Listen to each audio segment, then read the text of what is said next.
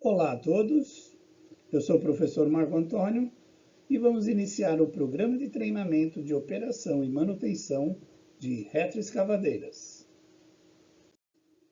Sejam todos bem-vindos. O conteúdo deste treinamento é: Parte 1, Introdução. Parte 2, Legislação. Parte 3, Segurança. Parte 4, Operação. Parte 5, Técnicas de operação. Parte 6, Manutenção.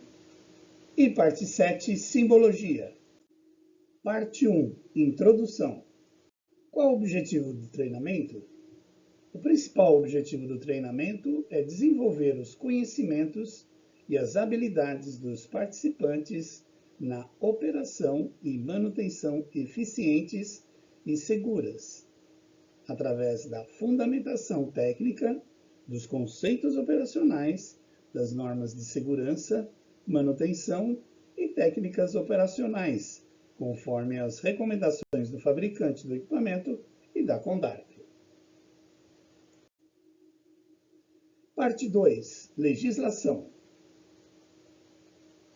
Na parte 2, a parte de legislação, vamos falar inicialmente da responsabilidade civil e criminal dos operadores de máquina. O novo Código Civil, a Lei nº 10.406, diz no seu artigo 927, aquele que, por ato ilícito, que são os artigos 186 e 187 do Código Civil, causar dano a outrem, fica obrigado a repará-lo. Parágrafo único. Haverá obrigação de reparar o dano independentemente da culpa, nos casos específicos em lei ou quando a atividade normalmente desenvolvida pelo autor do dano implicar por sua natureza risco para os direitos de outrem. O que significa isso, pessoal? Significa que se você fizer causar um dano a alguém, pode ser ele por omissão voluntária, negligência ou imprudência, ou até mesmo exercer algum limite imposto por seu fim econômico ou social, você vai, infelizmente, ter que pagar por isso através do novo Código Civil, esse artigo 927. E você terá a obrigação de reparar esse dano, independente da culpa.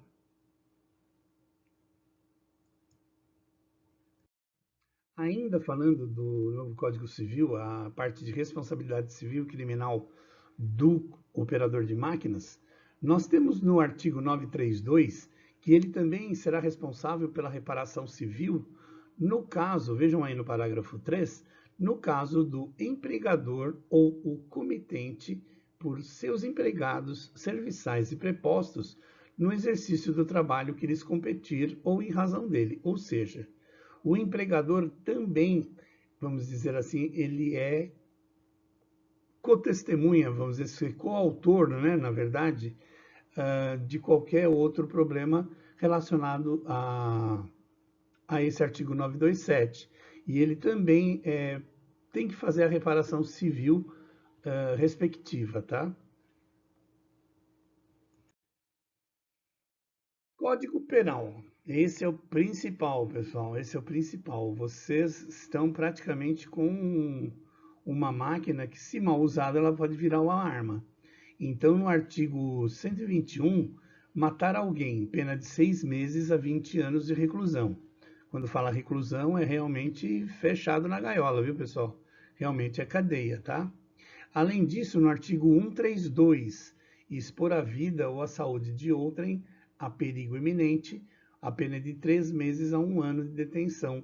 E se de fato não constituir crime mais grave, porque aí essa pena pode aumentar, viu, pessoal? Então fiquem atentos a esses artigos da lei.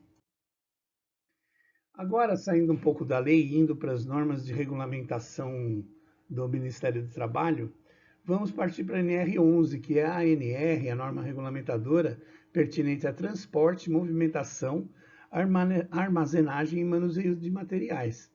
No seu item 11.1.5, o que fala a ANR? Ela fala que todo equipamento, né, que tenha como força motriz própria, isso são as nossas máquinas, basicamente, o operador deve receber um treinamento específico que o habilitará nessa função.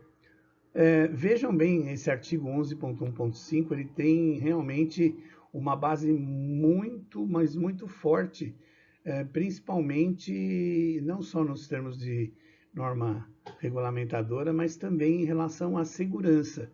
Um operador que não sabe e que não recebeu um treinamento, não sabe operar a máquina e não recebeu um treinamento, realmente ele é um perigo, né? No seu artigo 11.1.6, os operadores dos equipamentos, né, eles devem ser habilitados, tá? E só poderão dirigir, ou seja, conduzir durante o horário de trabalho se forem certificados. Olha só, hein? Muita gente fala por aí o quê? Fala que não, o operador não pode, não precisa possuir habilitação, porque uma coisa é um automóvel, um caminhão, outra coisa é uma máquina da linha amarela, de forma alguma. No item 11.1 está muito claro, tá? Ou seja, o operador tem que ser sim certificado com um curso como esses que vocês estão passando agora e legalmente habilitado, tá? Além disso, pessoal, tem uma coisa que pouca gente sabe, tá? E que deve ser realizado todo ano. O certificado, esse certificado que vocês ganham, né, de operação de máquinas, ele é válido apenas por um ano. Ou seja, item 11.1.6.1. E o empregado tem que passar por uma reciclagem e um exame de saúde completo. Vejam a seriedade da coisa, tá? Realmente não é brincadeira, não. Tá ok? Pessoal, ainda dentro das normas regulamentadoras, a outra norma regulamentadora que rege a operação e manutenção de máquinas de construção é a NR12, que fala sobre o quê? Segurança no trabalho em máquinas e equipamentos. Então, vamos lá, ó, recapitulando rapidinho. A NR11 e a NR12 são as NRs, ou seja, as normas regulamentadoras do Ministério do Trabalho, que regem a operação das máquinas da linha amarela. Pode ser tanto para construção, quanto para florestal, quanto para mineração. São essas NR as principais, tá ok? Existem muitas outras, estão todos, se eu não me engano, por volta de 35 ou 38 normas regulamentadoras. Mas as que regem basicamente a operação de máquinas é a 11 e a 12. E no item 12.11.1, perdão, as máquinas e os equipamentos devem ser submetidos a manutenções na forma e periodicidade determinada pelo fabricante, ou seja, não se pode fazer a manutenção de qualquer jeito. Ela deve ser realizada com estritos padrões profissionais e de acordo com o que o fabricante menciona no seu manual de operação e manutenção. Ok, pessoal? Por isso que é tão importante realizar a manutenção diária da máquina, as revisões periódicas, as revisões corretivas, tá bom? Isso daí, ó, é para sua segurança também. No item 12.2.1, as máquinas e os equipamentos, bem como as instalações em que se encontram, ou seja, se ela ficar numa garagem, se ela ficar num galpão, né, deve possuir sinalização de segurança. Por que isso, pessoal? Para quê? Para justamente alertar que a máquina está ali e que ela tem que advertir eles e terceiros sobre os riscos que eles estão expostos. Tá ok? Todas esses itens visam garantir o quê? A sua integridade física e a sua saúde. Ainda na NR12, no item 12.13.1, as máquinas devem possuir manual de instrução e elas devem estar assim de fácil acesso a vocês, ok? Então, vocês, em caso de dúvida, nunca fiquem na dúvida. Procurem o manual de instruções, procurem seu encarregado, tá? Que ele terá que fornecer o manual de instrução para você tirar qualquer dúvida, tá bom? E esses manuais devem ser escritos em português, tá? Não adianta fornecer para você um manual escrito em inglês, se você desconhece a língua inglesa, por exemplo, porque não tem como fazer a tradução na hora, não é verdade? Ainda na NR12, no item 12.16.1, a operação e a manutenção e também a inspeção deve ser realizada por quem? Por pessoal qualificado e capacitado. Ou seja, da mesma forma que vocês sofrem treinamentos aqui para fazer a operação, tá? E a inspeção do teu equipamento, o mecânico também tem que ser habilitado, tá? Tem que ter um curso do Senai, tem que ter um curso na fábrica, não importa, ele tem que ser qualificado, tá? E autorizado para esse fim, porque assim como as máquinas têm um risco na operação, ela também tem um risco de manutenção. E o mecânico, o técnico, né, de manutenção, tem que ter essa qualificação para evitar esses riscos também, tá? No item 12.16.2, complementa que esse tipo de treinamento, né, desse pessoal envolvido na operação, na manutenção e na inspeção, deve ser realizado pelo empregador, tá?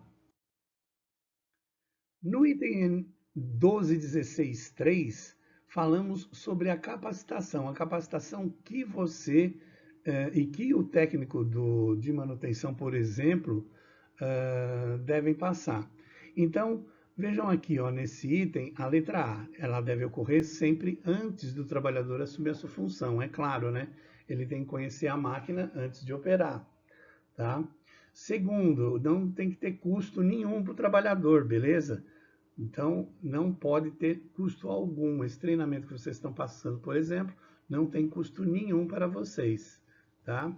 Deve ter uma carga horária mínima definida pelo empregador, tá? Mas da forma de que eles possam executar suas atividades com segurança. Ou seja, esse treinamento, por exemplo, tem uma carga horária ideal para vocês assistirem o vídeo, acompanhar a máquina pessoalmente no campo, se tiverem alguma dúvida, inclusive interagir com o professor, tá? Então essa carga horária mínima, ela não tem uma definição prévia, ela é definida pelo próprio empregador. Aqui na Condarp a gente tem como padrão fazer treinamentos de 8 a 16 horas, tá ok, pessoal? Mais um item aqui, ó, mais um subitem do item 12.16.3, ele tem que ter um conteúdo programático de acordo com o anexo 2 da NR, que é o que a gente está fazendo aqui. Esse conteúdo programático é o conteúdo total, tá? O conteúdo do conhecimento que tem que ser repassado para você, tá? E o último item tem que ser ministrado por um trabalhador ou profissional qualificado, como o professor aqui, por exemplo, tá ok? Continuando ainda na NR12, no anexo 2, né, que fala sobre a capacitação, ele ainda reforça que a capacitação tem que ser feita por quê? Por uma operação segura, tá ok? Visando o quê? Principalmente proporcionar a competência para o operador, para ele que trabalhe de forma segura, tá? E também nesse anexo 2, no item 1.1.1, essa capacitação tem que ter as etapas teóricas e práticas, ou seja, a parte teórica é essa que você está sofrendo agora, e a prática é aquela que você tem em campo, tá bom? E além de tudo isso, ela deve ser supervisionada e documentada, tá bom, pessoal? Por isso, em breve nós vamos passar também uma lista de presença e um teste para saber se vocês realmente realizaram o treinamento e se vocês entenderam todo o conteúdo. Isso é legal, ou seja, totalmente supervisionado pelo Ministério do Trabalho. Continuando a nossa parte de legislação, vamos falar um pouco sobre o Código de Trânsito Brasileiro. Quem acha que o Código de Trânsito Brasileiro não está intrinsecamente ligado à operação das máquinas da linha amarela está enganado. Vamos a esse artigo 115, que é fácil de vocês encontrarem no próprio código. O veículo, né, no caso aqui a máquina, será identificado externamente por meio de placas dianteira e traseira, sendo essa lacrada em sua estrutura, obedecidas às especificações e modelos estabelecidos pelo CONTRAN. Verifique, pessoal, que normalmente algumas retroescavadeiras, pá carregadeiras, até mesmo motoniveladoras, que circulam em rodovias, mais em ruas, né, mais em trechos urbanos, elas dispõem de uma placa. Não dianteira, porque não há local para ela ser, obviamente, afixada, mas pelo menos a traseira sim. E sim, a máquina deve pagar IPVA e ter o licenciamento em dia. Tá? Além disso, as máquinas agrícolas, tá, devem ter um registro específico, a qual o Ministério da Agricultura já tem até um convênio, né, para que seja feito esse registro, tá ok? Ainda no Código de Trânsito, no artigo 144, o que acontece? Uma super dúvida que o pessoal normalmente tem, e existe jurisprudência para isso, existe esse artigo 144 que também menciona sobre as categorias, mas que em alguns casos ficou um pouco, como podemos dizer, um pouco nas nuvens, né? Qual é a CNH que devemos ter para operar máquina? Pessoal, é o seguinte, a categoria que está constando no 144 são as C, D ou E, desde que o operador tenha que manusear, tenha que, vamos dizer assim, conduzir essas máquinas em trecho urbano ou fora do canteiro de obras.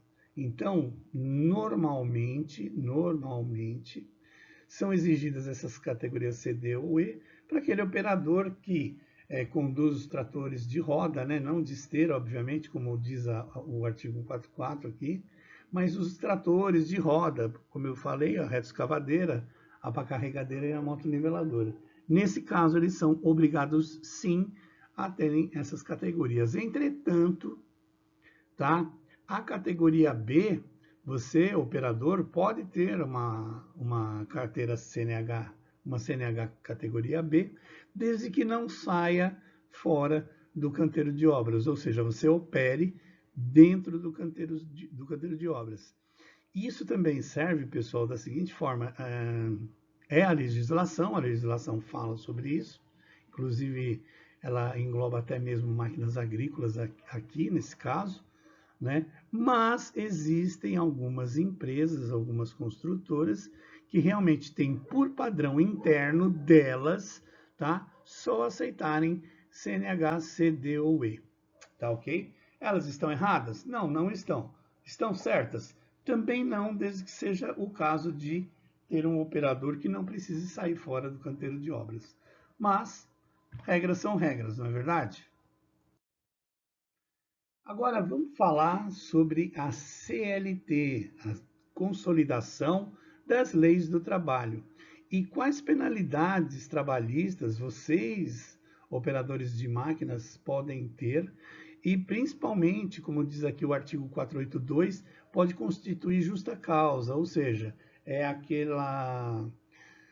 a justa causa é aquela que rescinde o contrato de trabalho pelo empregador, né? No seu item B, incontinência de conduta ou mau procedimento, ou seja, quando você opera uma máquina de uma forma um pouco desleixada, né? O item E, que também diz praticamente a mesma coisa, mas com outras palavras, ou seja, decide no desempenho das suas respectivas funções. Embriaguez habitual em serviço, item F. Indisciplina ou insubordinação, no item H. E uma que pouca gente sabe, mas foi colocada agora na lei em 2017, há pouco tempo, né? Que se, por exemplo, você, operador de máquina, perder a habilitação, né? Ou perder um dos requisitos estabelecidos em lei para o exercício da função em relação a esse tipo de documento, né? Ou seja, a Carteira Nacional de Habilitação, ele pode sim, infelizmente, te acusar de conduta dolosa e te dispensar por justa causa, tá? Então tomem cuidado, por exemplo, com pontos excessivos na carteira de motorista, não avisar o empregador que você perdeu a habilitação, tá? Tudo isso constitui justa causa, tá, pessoal? Ele pode te mandar embora, sim, o empregador pode te mandar embora e você nem pode reclamar porque está dentro da CLT. Parte 3, segurança. Vamos iniciar a parte de segurança falando sobre adesivos de segurança nas máquinas. Acreditamos que se você já é um operador de longa data, vocês devem ter percebido que todas as máquinas possuem adesivos com avisos de segurança. Então, esses adesivos que vocês veem aqui nesta apresentação, nesse slide, você tem que identificá-los, entender e verificar se eles estão limpos e em bom estado. E é de bom padrão fazer a realização da troca dos adesivos caso eles estejam ilegíveis ou até mesmo danificados. Aqui vemos mais alguns adesivos de segurança das máquinas que vocês com toda certeza já viram nas suas máquinas. O primeiro mostra uma zona de esmagamento, onde justamente através da articulação da máquina você pode, infelizmente, perder a vida. No segundo, uma marcação, um adesivo de peças rotativas do motor. Normalmente, esse tipo de adesivo você vai encontrar próximo a correias, a hélices, a polias, etc. E o último, que são superfícies quentes, que obviamente no compartimento do motor existem muitas, tá? Então esse adesivo você pode encontrar próximo a intercoolers, próximo a radiadores, a tubos de escapamento, etc. Aqui vemos mais adesivos de segurança encontrados nas máquinas, mais ou menos do mesmo estilo que conversamos no slide anterior. Outros adesivos também que vocês vão encontrar bastante nas máquinas, além desses de partes rotativas, é essa informação importante sobre soldagem para ECU.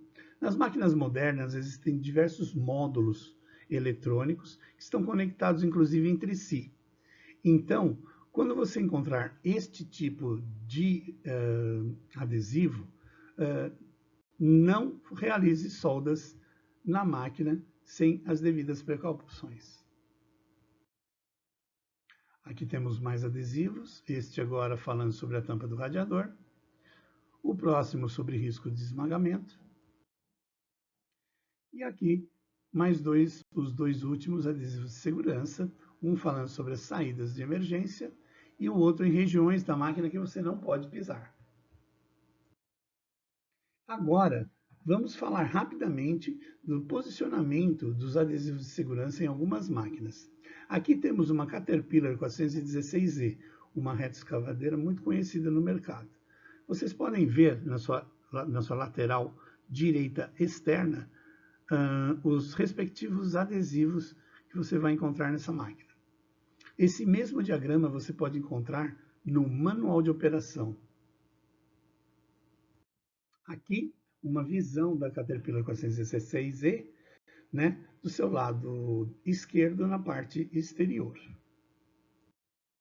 Agora, alguns adesivos que você vai encontrar numa retroescavadeira JCB 3CX na sua parte externa. Agora, uma retroescavadeira Liugong CLG 766A, os adesivos na sua parte externa e na sua parte interna. Aqui, onde você pode encontrar os adesivos na retroescavadeira John Deere, principalmente no lado de fora. Além dos adesivos de segurança, existem também os adesivos de informação, que são aqueles adesivos onde você pode encontrar os principais pontos de manutenção, de elevação, de amarração, onde você pode ter o manual, compartimento manual, interruptor geral, etc. Esses adesivos também são normalmente padronizados pela indústria e pela norma ISO. Além desses adesivos, você também vai encontrar um adesivo que tem um número e logo após o número as letras D e B. O que significa isso? Significa que essa máquina passou por uma certificação de ruído e este número é a quantidade de decibéis, tá, que ela emite. Ou seja, é uma máquina, neste caso específico, que o ruído dela é de 102 decibéis. Bom, até agora você viu todos os adesivos que circundam, que estão equipados nas suas máquinas. São adesivos de segurança, de informação, por aí vai.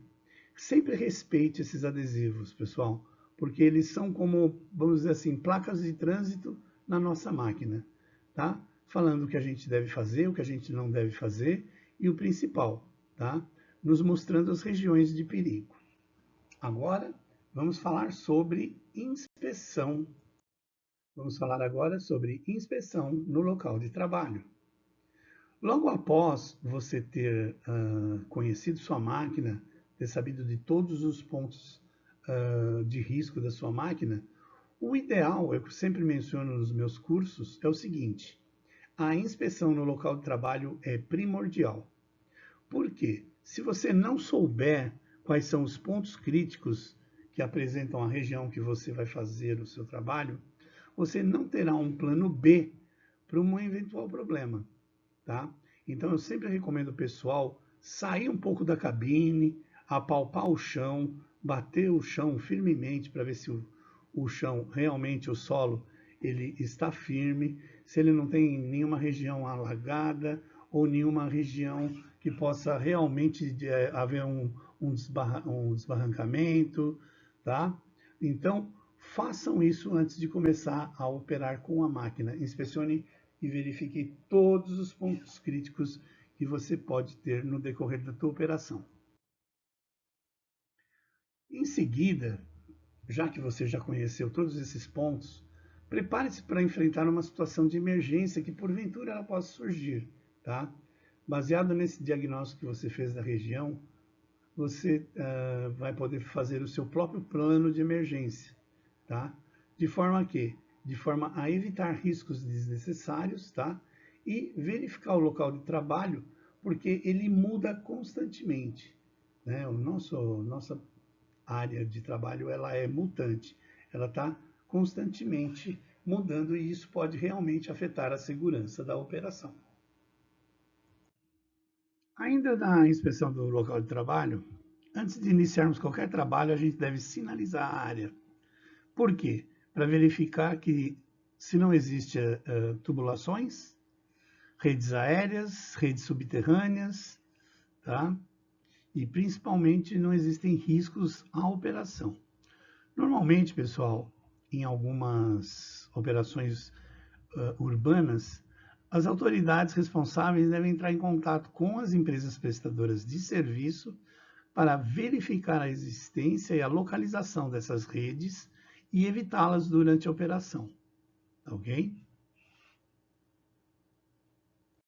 Um método interessante de identificar as regiões de risco, não só em ambientes urbanos, como também em alguns canteiros de obra, são essas marcações com bandeirinhas e identificação colorida.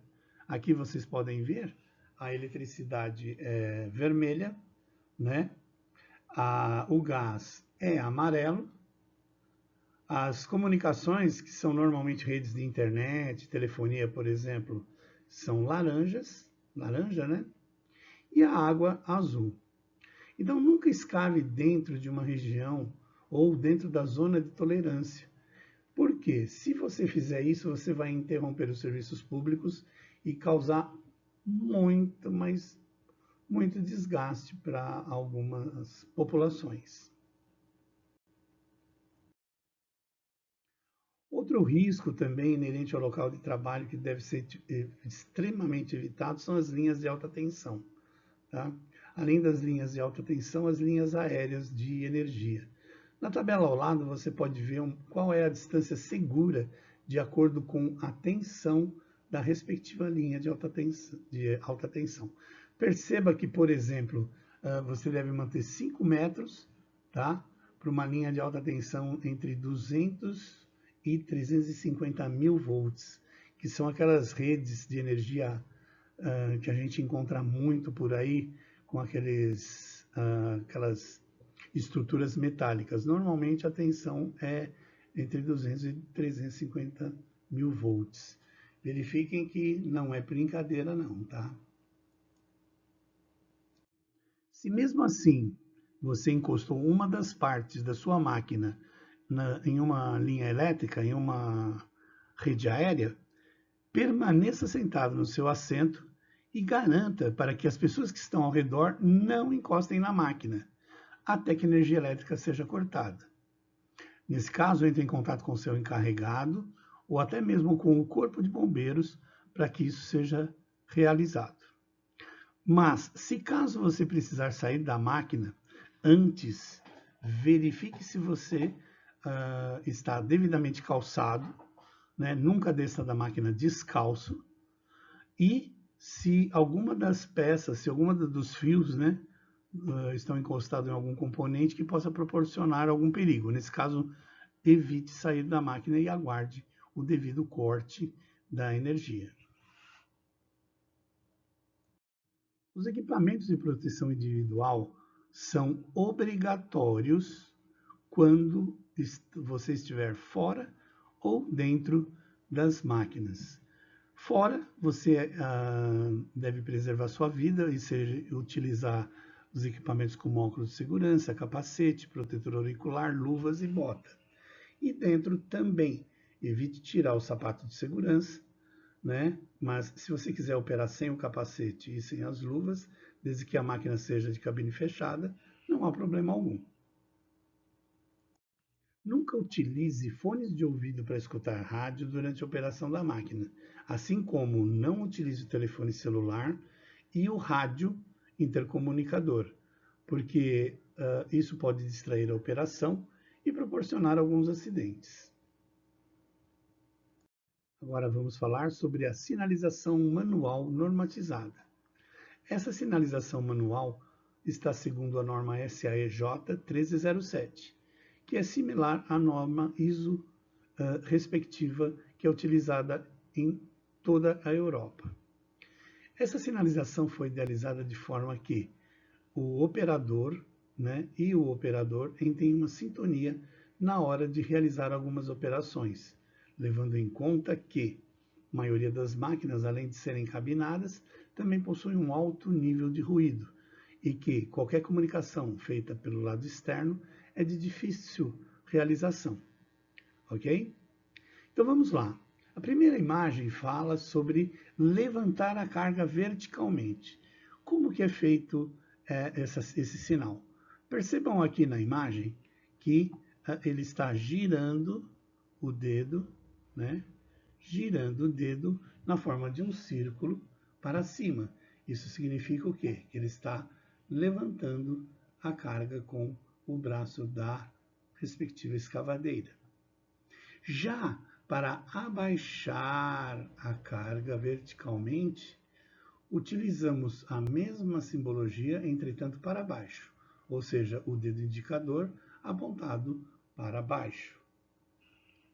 Para movimentar a carga para dentro de forma horizontal, você vai posicionar-se, o sinalizador, né, vai posicionar-se na frente da máquina e realizar a operação, realizar a sinalização através da mão direita, fazendo com que a máquina vá para trás, tá? Como está aqui nessa ilustração.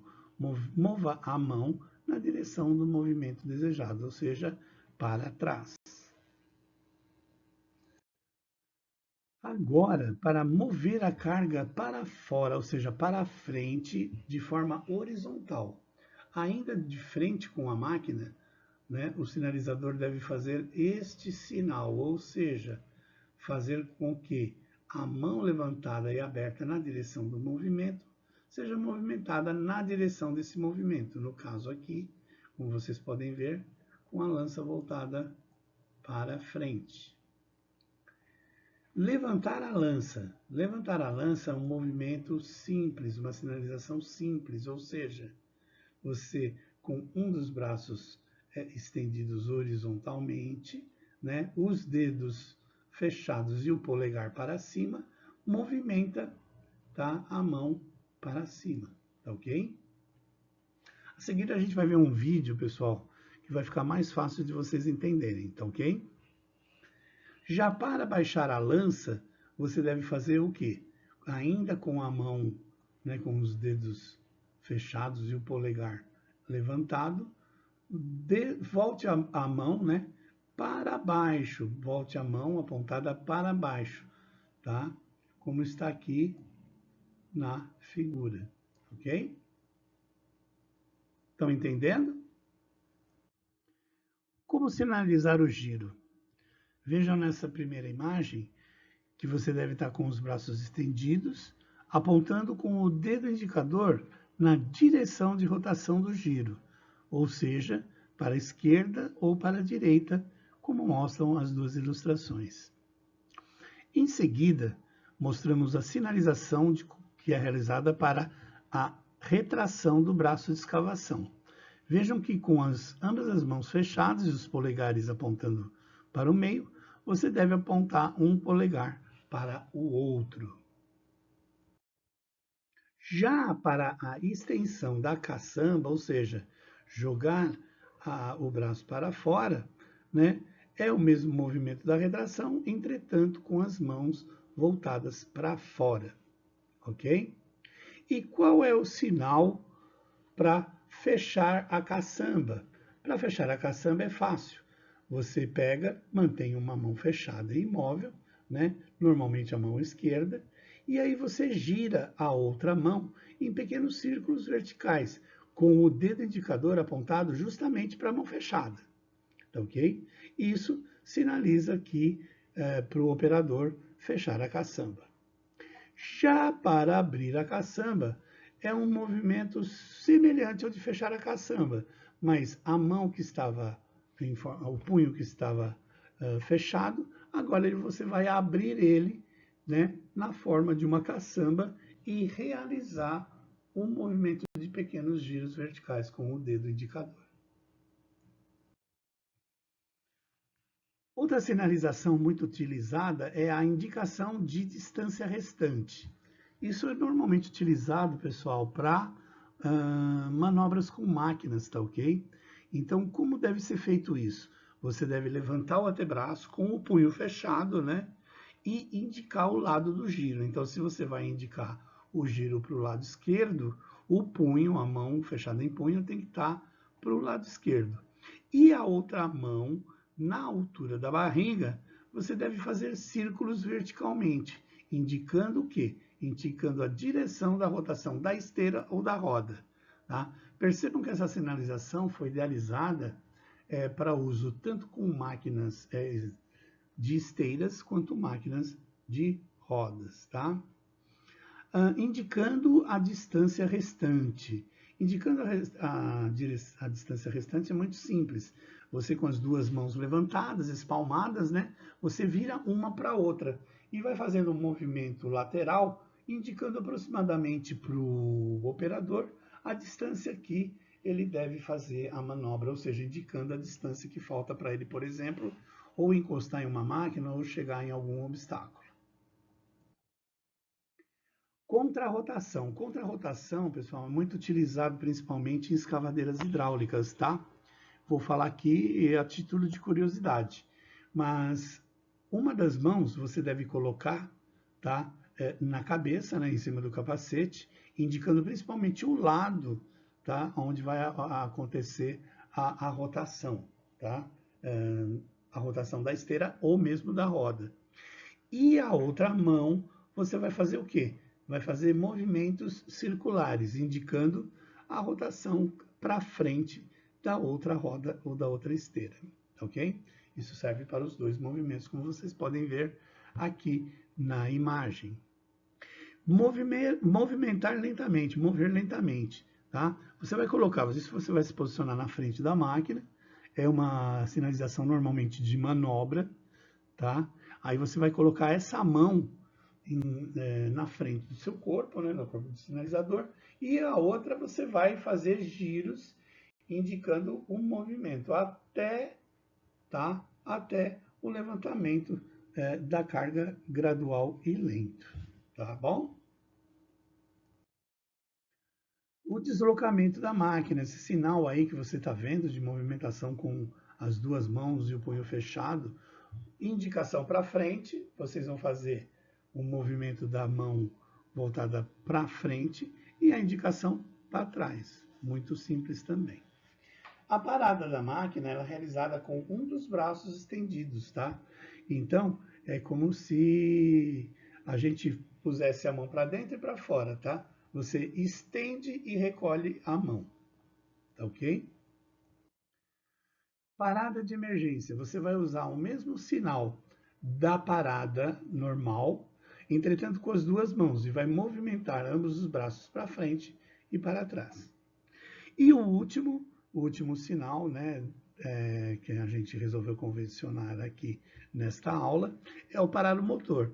É aquele de realmente passar o polegar, né, o dedo indicador, na frente da garganta. É um sinal muito conhecido, tá ok?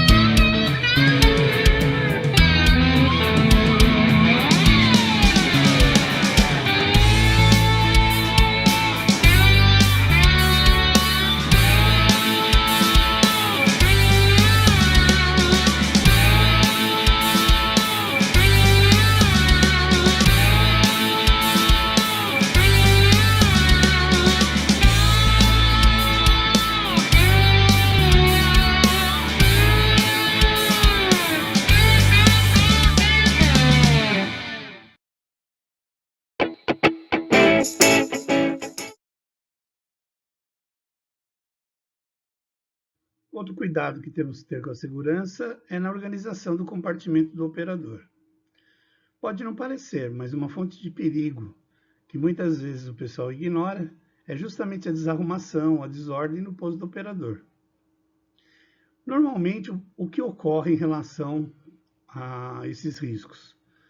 Deixar objetos soltos no piso, água escorrendo no piso, garrafas térmicas, latas, objetos distribuídos, poeira, né? Então, um ambiente de trabalho, né, do operador é a cabine, é o escritório do operador. Então, ela deve ser mantida sempre, né, com os objetos presos, limpa, muito bem conservada, obviamente, e o principal de tudo, sem riscos ao operador.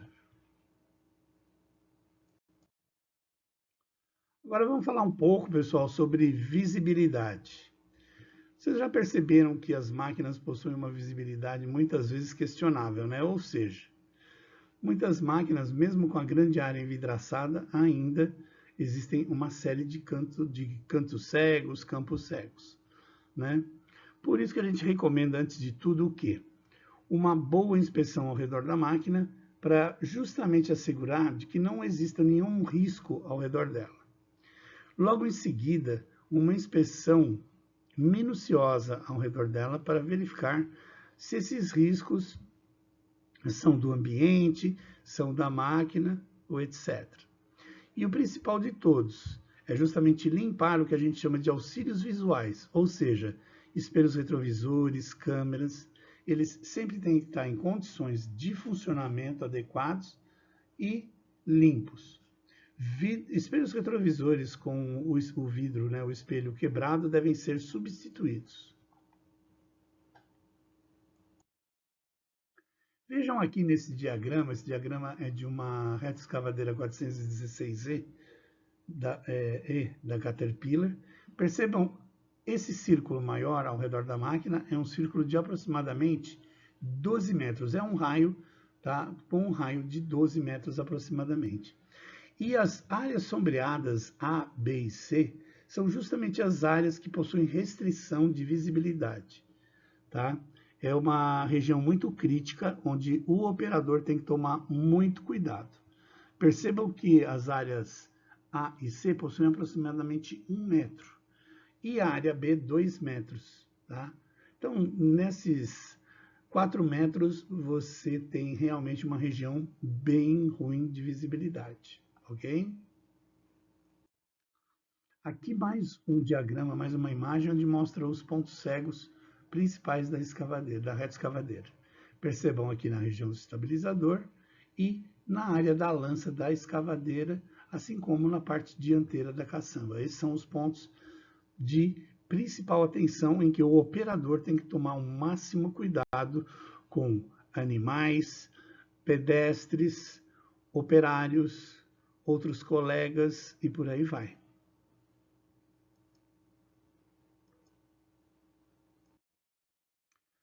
Aqui eu mostro para vocês um desenho de um arco, tá? Que a gente chama de arco de segurança.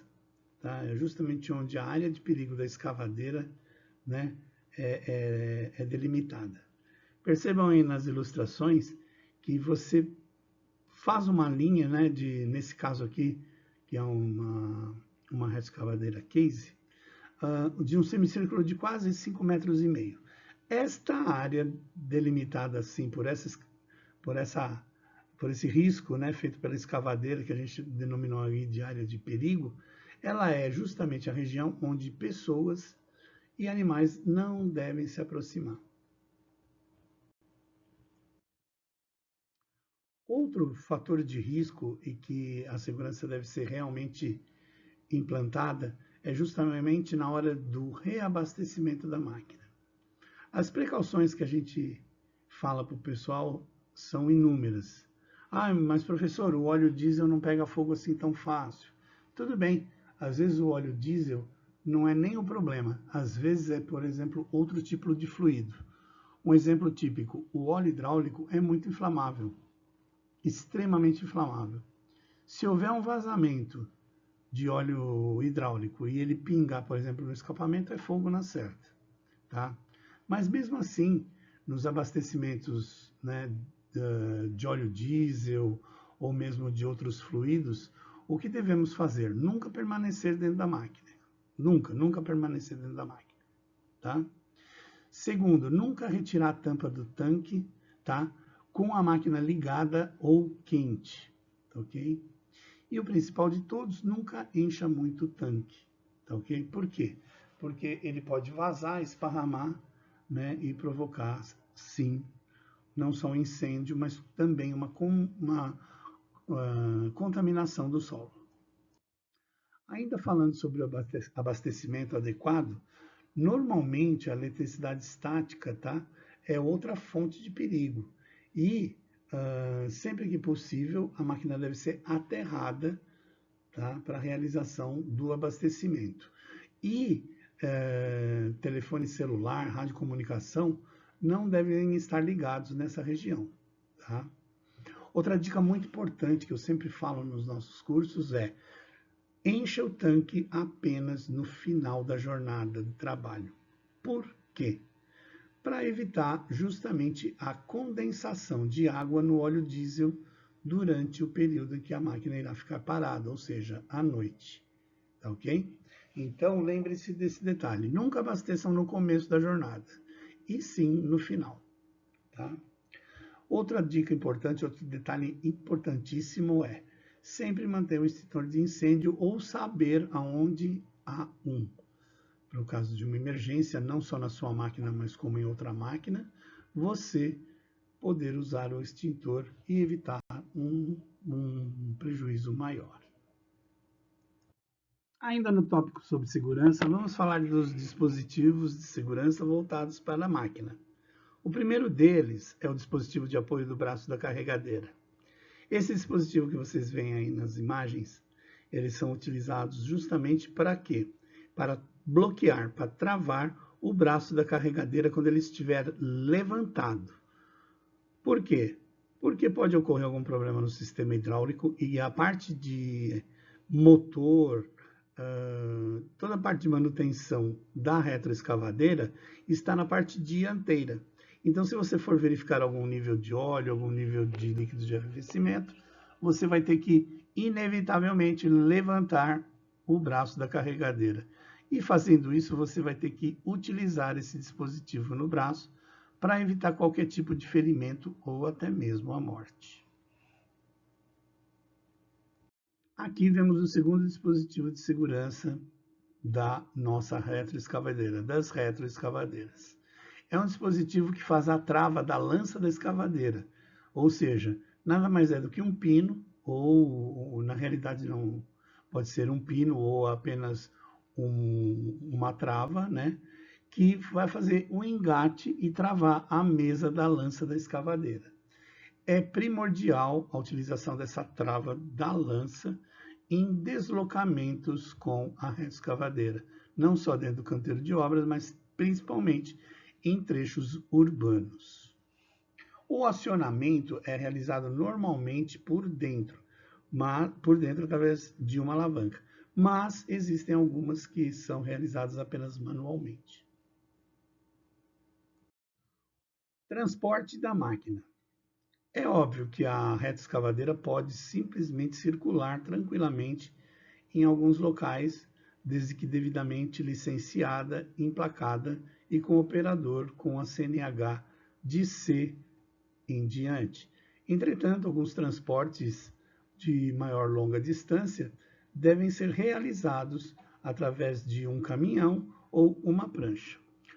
Aqui, nessa seção dentro da parte de segurança, vamos falar sobre o transporte adequado da máquina em pranchas e em caminhões.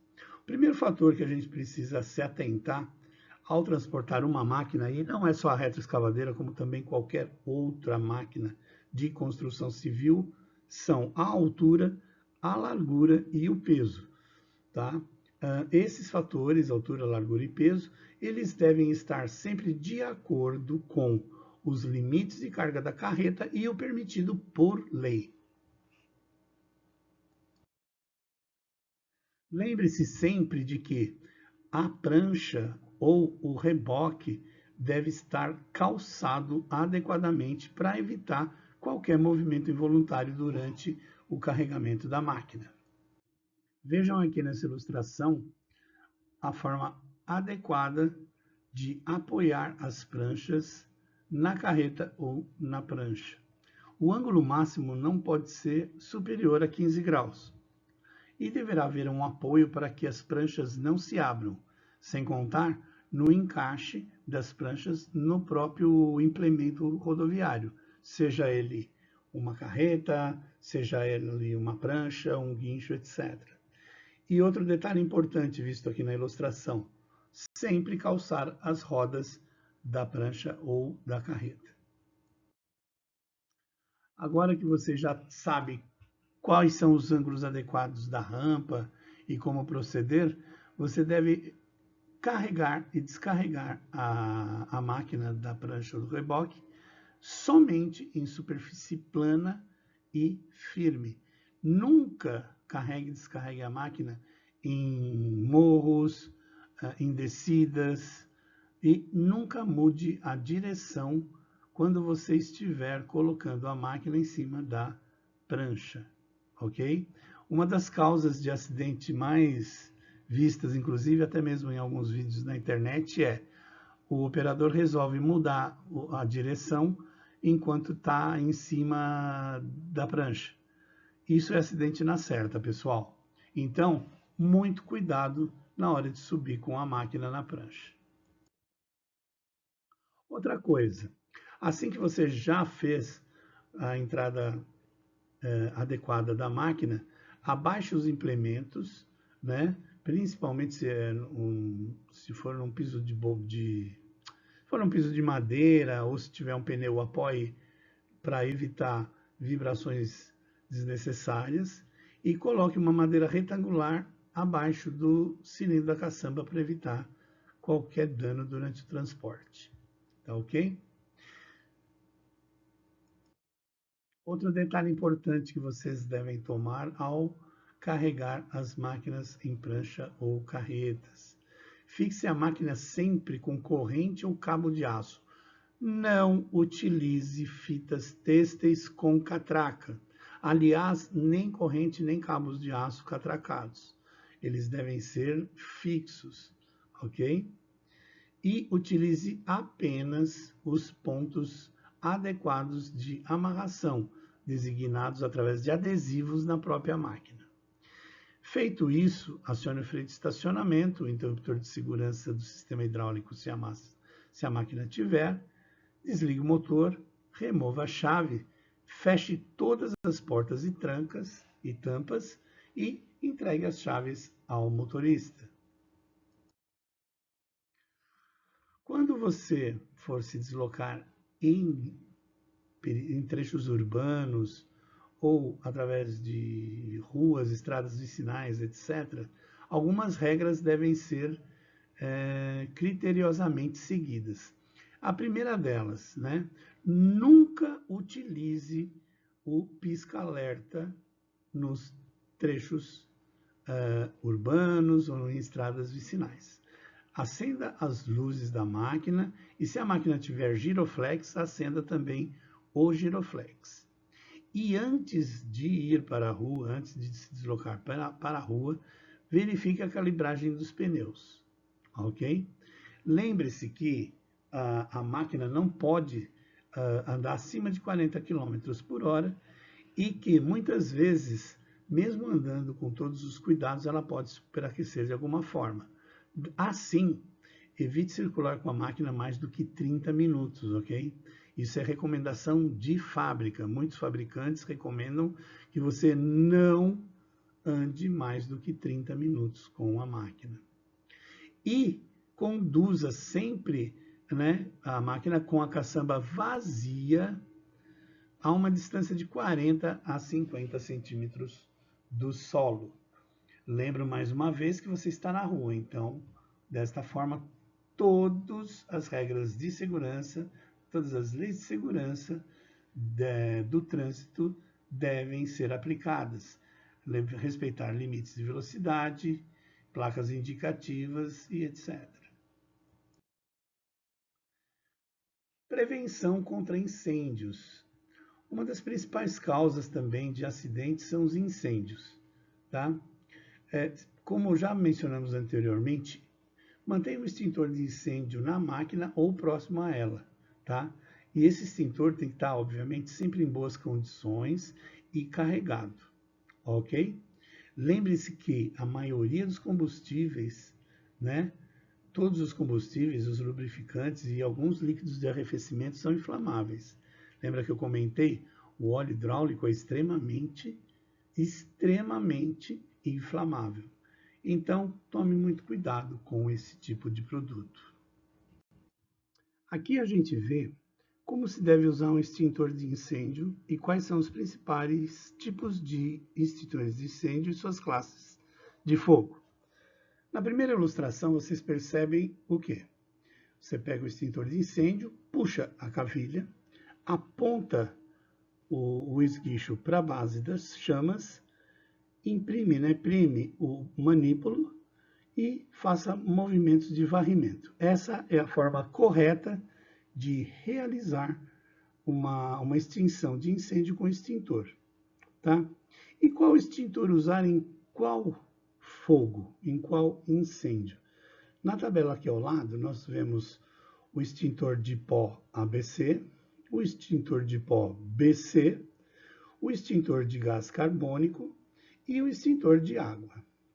Percebam na tabela que o extintor de água ele é proibido para extinguir incêndios em que o CO2 e o pó químico se saem melhor.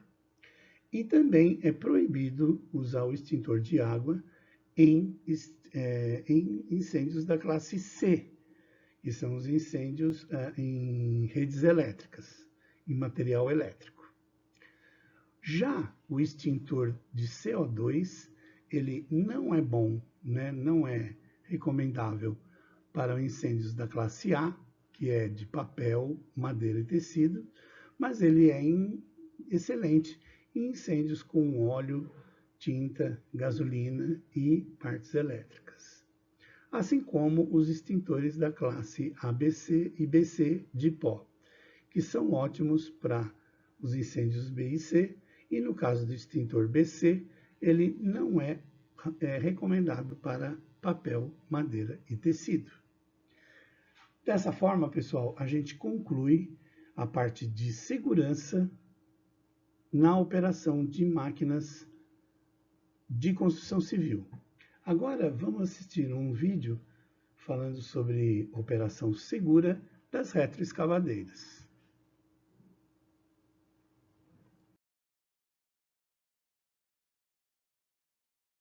O seguro morreu de velho, mas vale prevenir do que remediar.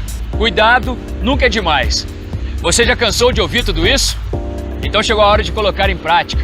Começa agora o 100% Seguro, um programa 100% para você.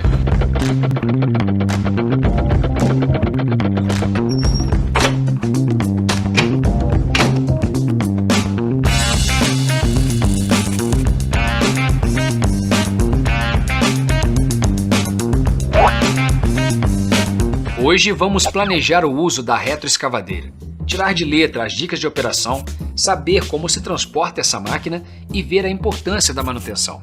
A estrela desse episódio tem 1001 utilidades. Ela anda, levanta e sobe os braços, gira de um lado para o outro, tudo isso ao mesmo tempo.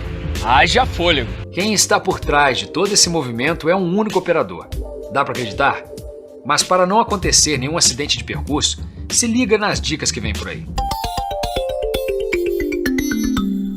Antes de entrar em ação, é preciso saber em qual terreno a retroescavadeira está pisando, inspecionar a área e saber de cor e salteado o serviço a ser executado. Tudo isso entra na história. Então lembre-se de verificar as linhas subterrâneas, as condições do solo e o melhor lugar para acomodar o material escavado. Depois disso, as áreas mais perigosas devem ser demarcadas. O operador deve conhecer os controles nos mínimos detalhes. Afinal, aqui dentro só tem espaço para um comandante. E dar carona para passageiros está fora dos planos. Já vai estacionar? O equipamento para onde der para escavar mais material e em local fácil de mudar de posição. Mas não se esqueça de abaixar os estabilizadores e apoiá-los no chão. A carregadeira e a lâmina dianteira também vêm aqui para baixo. Durante o trabalho, não podem faltar os calçados de segurança.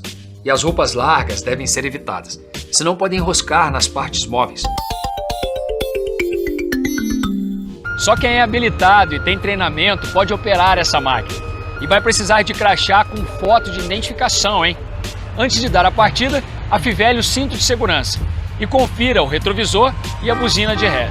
Os estabilizadores são apoiados no solo, mas nenhum deles deve carregar o peso do trator. Isso é trabalho para os pneus. Nem pense em acionar a alavanca do levante hidráulico para erguer a máquina. Essa peça deve ficar parada no transporte ou na escavação. Para o solo não desmoronar chão abaixo, se liga. A retroescavadeira não deve cavar muito perto dos braços estabilizadores e ficar perto de valas nem pensar. Vai passar por declives ou lugares inclinados? Para não tombar para frente ou para o lado, evite posicionar a caçamba morro abaixo. E a máquina deve ir a passo de tartaruga. Daí fica mais difícil cair ou capotar. O caminho é de concreto, pedra, areia ou solo encharcado? As placas de madeira são uma mão na roda.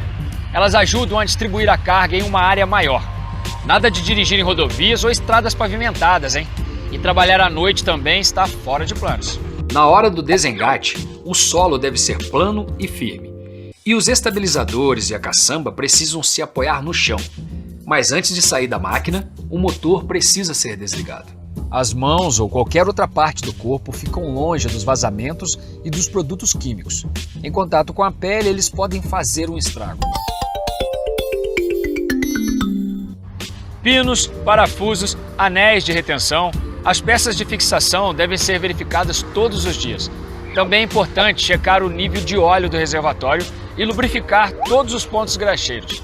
Mas para garantir o bom funcionamento, é só seguir os planos de manutenção e reparo. Travar, acionar freio, abaixar caçamba e braços estabilizadores. Agora sim, você pode colocar a mão na massa. Nada de mexer no sistema hidráulico pressurizado e nos cilindros se eles estiverem sob carga. Anotou tudo? Antes de sair por aí com a retroescavadeira, é preciso fazer um planejamento. Condições do solo, linhas subterrâneas, lugar para colocar a terra, tudo isso entra na jogada.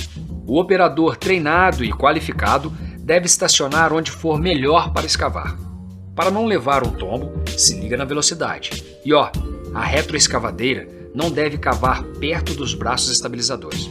Na manutenção, o equipamento fica parado. Só pode mexer depois de travar, acionar o freio e abaixar as caçambas e os braços estabilizadores. Seguindo passo a passo, todo mundo fica protegido. 100% seguro. Um programa 100% para você.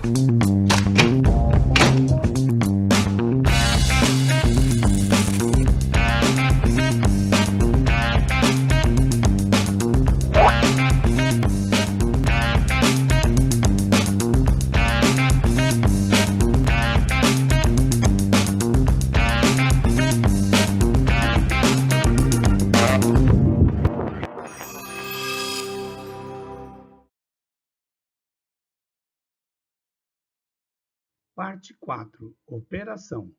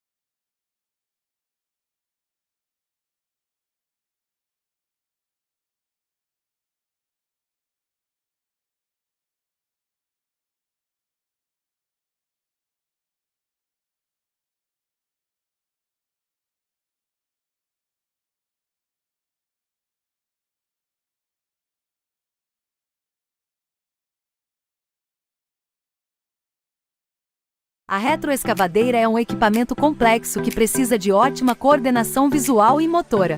Para subir na sua cabine, lembre-se de usar os 3 pontos de contato. Ao entrar a fivele, o cinto de segurança. No seu posto, o operador poderá visualizar o painel dianteiro onde estão localizados os interruptores e os controles da máquina, além da buzina. Certifique-se sempre de que a buzina esteja operacional antes de usar a máquina. Abaixo do painel principal estão os pedais do acelerador e do freio. À esquerda está o bloqueio do diferencial.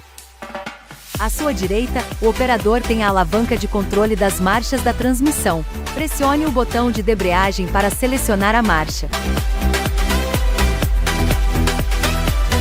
4 marchas para frente, 4 marchas para trás. À direita do controle de marchas está o controle da carregadeira e o freio de estacionamento. Vire para a direita e você verá o painel lateral de instrumentos onde, neste modelo, terá acesso ao interruptor da chave de partida. Aqui você encontrará também o contagiros, medidor de combustível, monitor de diagnóstico e medidor da temperatura do motor.